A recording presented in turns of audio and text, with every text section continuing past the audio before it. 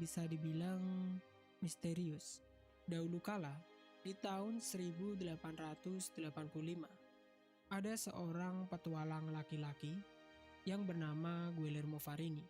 Dia bersama dengan anaknya yang bernama Sam melakukan perjalanan ke Gurun Kalahari. Pada perjalanannya, mereka dipandu oleh beberapa pemandu asli dari Afrika untuk menuju ke wilayah Gurun Kalahari yang belum pernah dijelajahi pada saat itu. Sebenarnya tujuan awal dari perjalanan ini adalah untuk mencari berlian. Namun, mereka tidak menemukan berlian satupun di sana. Mereka malah menemukan tumpukan-tumpukan batu besar, dan batu-batunya itu seperti membentuk rumah atau gedung yang jumlahnya sangat banyak. Kemudian dia gambarkan pola dari tumpukan-tumpukan batu tersebut. Bentuknya mirip seperti sebuah kota yang besar dengan segmen melingkar. Hipotesis Guillermo Farini semakin kuat semenjak ia menemukan jejak aspal yang ia abadikan dalam sebuah foto. Setelah mereka puas meneliti semua bagian dari penemuan tersebut, mereka kembali lagi ke Kanada. Sesampainya di sana, Guillermo Farini menulis sebuah buku yang berjudul Through the Kalahari Desert. Buku ini berisi perjalanannya ke Gurun Kalahari, dari awal perjalanan hingga dia menemukan sebuah kota yang ia beri nama dengan Lost City. Buku ini menjadi perdebatan yang sangat panjang bagi para penjelajah dan peneliti untuk membuktikan kebenaran dari Lost City. Banyak dari mereka yang mengadakan ekspedisi bertahun-tahun dengan hasil hipotesis yang berbeda-beda. Ada yang sependapat dan ada pula yang menyanggah dari hipotesis Guillermo Farini.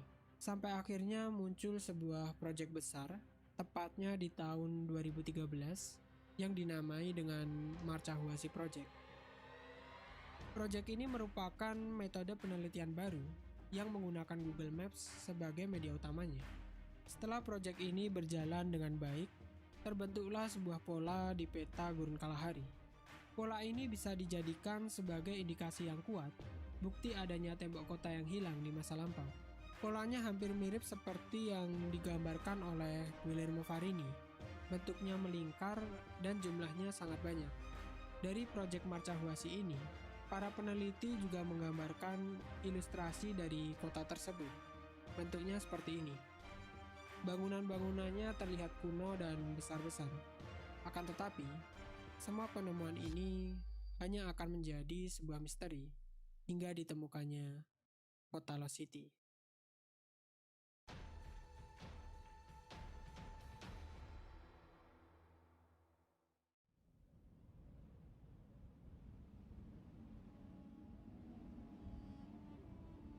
Kalahari berasal dari bahasa Setswana, kata Kagalagadi, yang artinya adalah sebuah tempat tanpa air.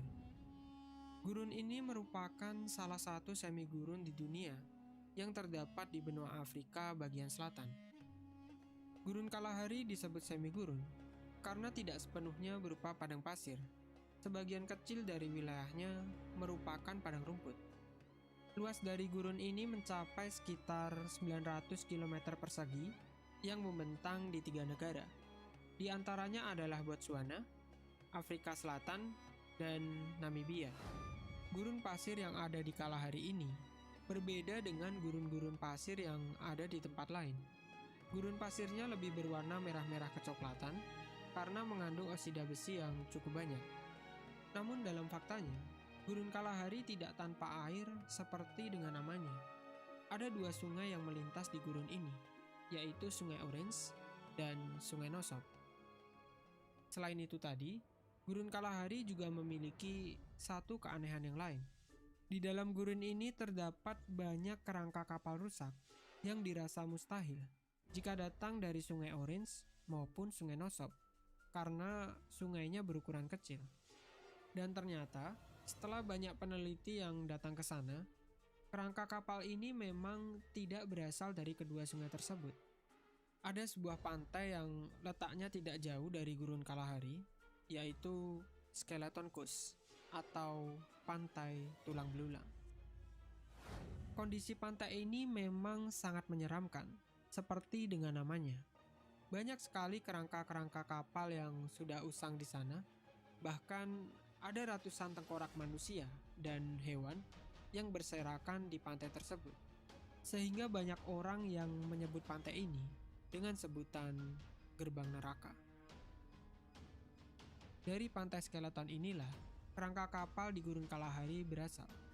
Kapal-kapal ini tertiup angin atau terbawa badai sehingga bisa sampai ke dalam Gurun Kalahari, di mana kapal-kapal ini sebenarnya merupakan kapal dari para pelaut yang tersesat dan pada akhirnya mereka meninggal karena dihantam oleh kerasnya kondisi cuaca di Skeleton Coast.